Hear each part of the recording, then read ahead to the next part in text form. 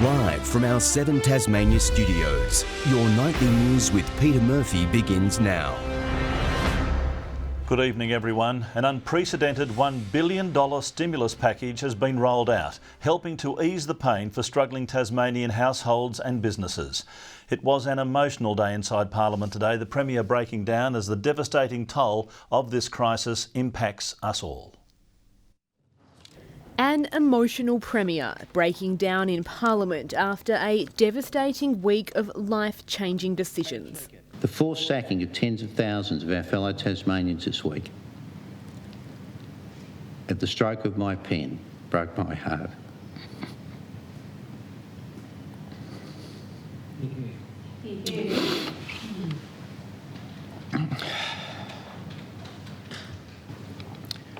Tasmanians,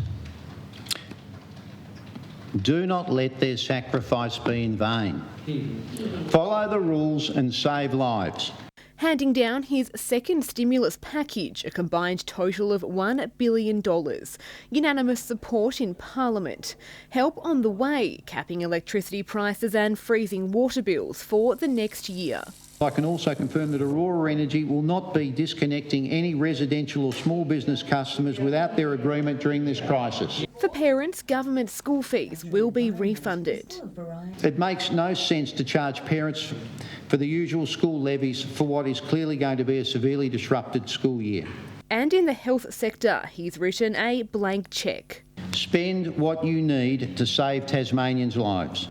For thousands of suffering small businesses, he's waiving the next quarterly electricity and water bills, also extending the interest-free loan scheme with more grants on the way. The program will comprise a $20 million emergency grants program of $2,500 per grant that provides immediate cash support for businesses suffering financial hardship. And payroll tax for hospitality, tourism and seafood sectors waived for the entire financial year, also looking to shore up our supply chains. The government is working with potential service providers to secure a direct international air freight service from Tasmania with the Australian government. Tasmania now has 42 confirmed cases of coronavirus, but still no community transmissions.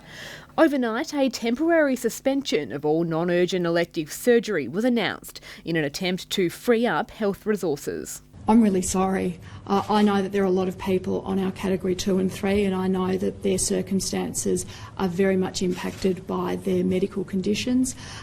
We have not made these decisions lightly. What happens in the community is, in a way, far more important than whatever we are able to do after the fact in the hospital. So it's the community that's going to solve this. Back inside Parliament, and today was its last sitting until August, suspending immediately to free up our leaders to react to a crisis not expected to end any time soon. Michelle Wisby, 7 Tasmania News. Interstate travellers are fearful they could be stranded for weeks with the state government to put a ban on stays at caravan parks from next week. Limited vacancies on the Spirit of Tasmania has sent prices sky high, making the mission to leave a nightmare. More than 10,000 kilometres in a new clutch pedal later, this is an adventure Western Australians Liz Butcher, her 82-year-old friend Betty and their dog Dusty will never forget. Absolutely brilliant. But now we've come to a point where uncertainty comes through. Their caravan trip around the Apple Isle cut short by the threat of coronavirus, now they're heading home. But with the borders of South Australia and their home state both closed, it's unclear where the pair will have to self-isolate. We're just so up in the air. All I want to do is go home. Both have pre-existing medical conditions and fear they'll be most at risk to the virus. I don't want to die out here. I want to be married with my husband. Queenslander Graham Ruckett also doesn't know where he'll have to isolate on return to the mainland. We're hoping that we'll be considered essential travellers because we're returning to our home base. The government has extended introducing its ban on caravan parks until mid-next week. Travellers say they've been trying to leave but have had no luck. We've tried to get on the ship as early as we can and we can't. We're stuck here till the 6th of April. Many are in the same boat, but not on the same boat. Heavy demand for the Spirit of Tasmania has vacancies at a minimum and tickets at a premium. The average price for the first 2 weeks in April is $739 one way. Well, the problem with getting on the boat is that it's booked out. The Premier says TT Line have scheduled additional sailing days and increased the capacity on the vessel to help stranded tourists return home. There will be some dislocation for people. It will be difficult. Garth Burley, 7 Tasmania News. As the state suffers unprecedented job losses, unions are increasing their calls for more support for workers. The employment dip continuing to place pressure on local charities struggling to keep up with the overwhelming demand. Queues to Centrelink spilling out onto the street as more and more Tasmanians find themselves out of work. It is absolute carnage in Tasmania at the moment and across the country. We have tens of thousands of workers now stood down or laid off. The system struggling to process the influx of people now resorting to financial assistance, leading to unions ramping up their calls for increased support. More support for workers going directly to them. We need to cut out delays and we need to keep people in jobs. What we need to see is direct wage subsidies. This is a very difficult time, but as a state, we have to take every step that we can to ensure that we ensure the health, well-being and safety of Tasmanians. The next step for some of the now unemployed, seeking help from local charities. We're seeing about a third of people who have lost their jobs as a direct result of the COVID-19 pandemic, getting people lining up at the door before we open, which we've never had. Hobart City Mission, struggling to keep up donation supplies, made more difficult with chain supermarkets no longer providing bulk orders, closing its op shops, also adding to a loss in revenue. You know, I think we've got maybe a week or so now worth of food, and so we know we can go another week, but we don't know what's going to be like after that. The charity now relying heavily on community donations, said to be crucial during these uncertain times. But the reality is we are facing devastation of job losses that we haven't seen before. None of us know what's going to happen. We can only assume that the demand for our services is just going to massively increase. Ruby Kamain, 7 Tasmania News. The Director of Public Prosecutions will not pursue charges against 2 men in relation to an alleged murder. The DPP has asked for the accused, Stephen John Edwards and Robert David Edwards, to be discharged. Daryl Coates said Stephen Edwards, who was charged with murder, was gravely ill and he's satisfied he does not pose a risk for future offending. Robert Edwards was charged with conspiracy to pervert the course of justice, but the DPP said it would now be unfair to proceed against him. In a time of restricted travel, Tasmania's drug detectives are turning their attention to the postal system. They've already uncovered a significant haul of drugs concealed in parcels arriving in the state. Packages in the post concealing suspicious contents. Police intercepting these items in a haul they say is worth $100,000. An operation netting diazepam, ketamine, cocaine and 450 grams of MDMA. That MDMA was in crystal form and that was intercepted as part of a very specific focus on the mail streams. That investigation led to a search of a property and further drugs were located at that property. Officers from the Drug Investigation Service arresting an 18-year-old man from Lindisfarne. Detectives say a property search also uncovered more than $10,000 in cash.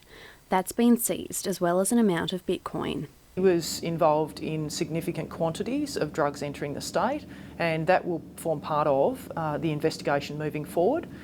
With entry into the state severely restricted due to the outbreak and flight cancellations, police are focusing on other methods of drug trafficking.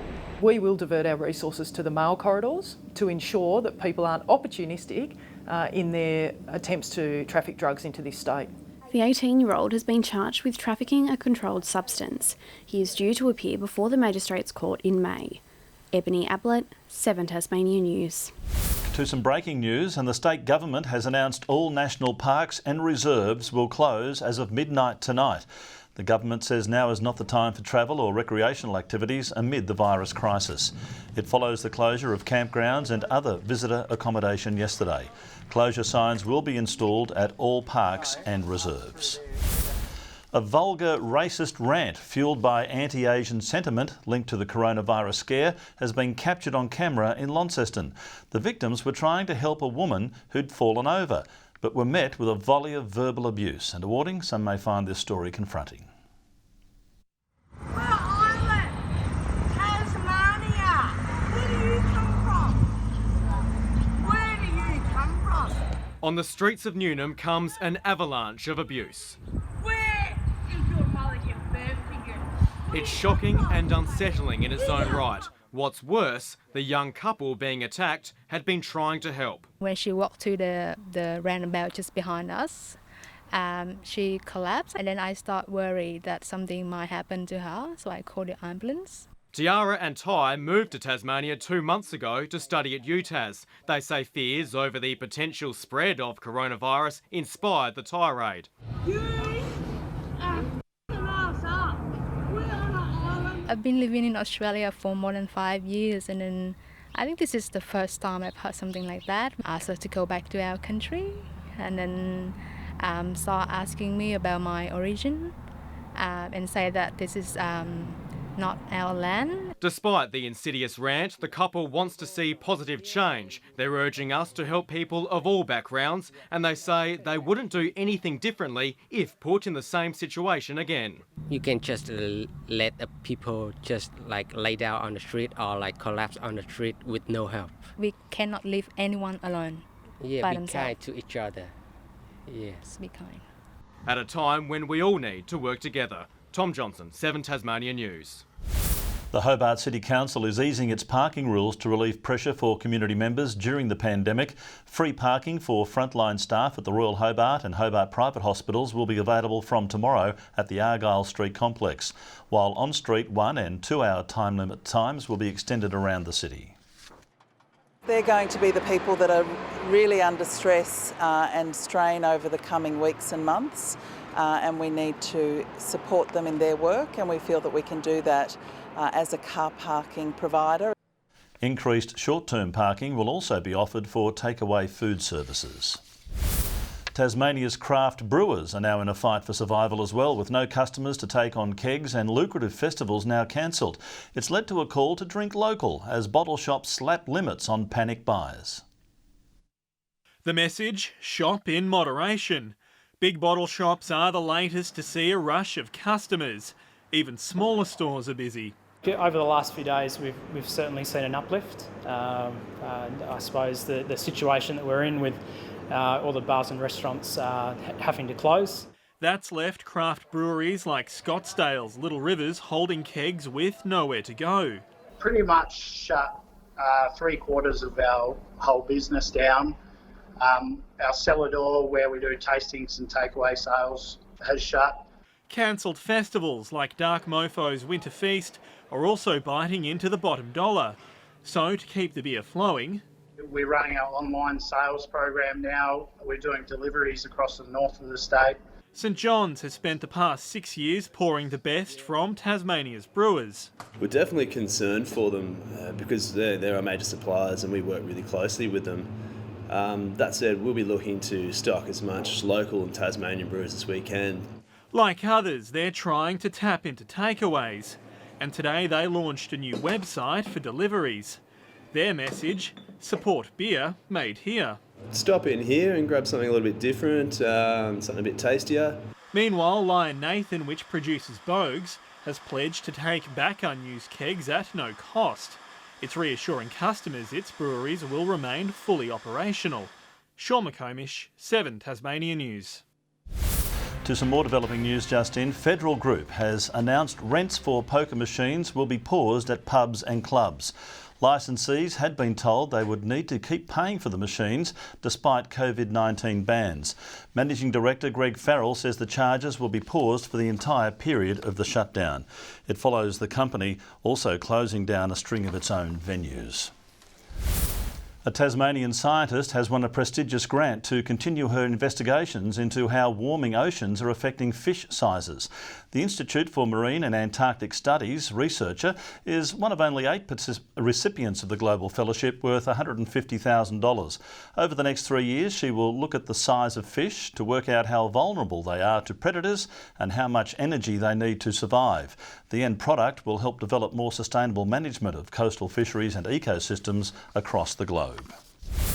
A Tasmanian animal welfare charity is calling on the public for assistance after seeing a 70% decrease in food, litter and monetary donations in recent weeks. Rescue Cats Safe Haven is currently looking after 200 animals across the state and says it's struggling to maintain vital supplies. Here in the south we go through at least 5 big bags a day. The north, we've got a shelter in Launceston as well. They're pretty much the same as us. So yeah, finding it really hard to get it. To see a list of places to donate, visit the Facebook page. Race meetings are continuing as planned at this stage as Tas Racing awaits the result of a coronavirus test on jockey Mark Zara. Zara is being tested in Victoria after he was on the same plane earlier this month with someone who later tested positive to the virus. Zara was later exposed to a Tasmanian jockey, which led to last night's meeting at Mowbray being suspended. Until the result is released, Tas Racing says its next meeting on Sunday at Elwick will continue as planned. Good evening. Launceston was the state's top today, reaching a high of 20, 17 across Burnie and Devonport, Hobart 16. 18 was a popular temperature about Strahan Grove and Low Head, St Helens 17 and 19 across Flinders Island and Smithton. On the close-up shows cloud about the north of the state, sunny conditions elsewhere. Further out, low level cloud about Victoria and New South Wales with high level cloud around Western Australia. Tomorrow, a low pressure system and a cold front moves towards WA while surface troughs remain over the mainland. West to northwesterly winds tomorrow 5 to 15 knots, swells up to 3 metres in the west and south and below 1 metre in the north. Tomorrow's forecast now mostly sunny across Hobart and Campania, Huonville 22. In the north, Launceston partly cloudy and 22, a light shower or two at Devonport, Georgetown 20. Burnie tomorrow 18 and light showers, Strahan 20, Wynyard light showers. Partly cloudy and 20 across St Helens and Swansea and Port Arthur mostly sunny. The UV forecast moderate 5s across the state. Looking ahead to the 3-day forecast, Saturday a drizzle about the north, fine elsewhere. Sunday showers developing about the north and west from the early afternoon, and Monday showers about the north and west. Capital cities, a partly cloudy 29 at Perth tomorrow, Melbourne 26 and a possible morning shower in Sydney. And currently Hobart partly cloudy and 14, Launceston 17 and Devonport mostly cloudy and 16. That's all for weather tonight, Murph. Thanks very much for that, Jackie. The only thing constant at the moment is the weather, which is usually the other way around. Jackie, Tom and I will be back later for updates. Thanks very much for joining us tonight. Good night.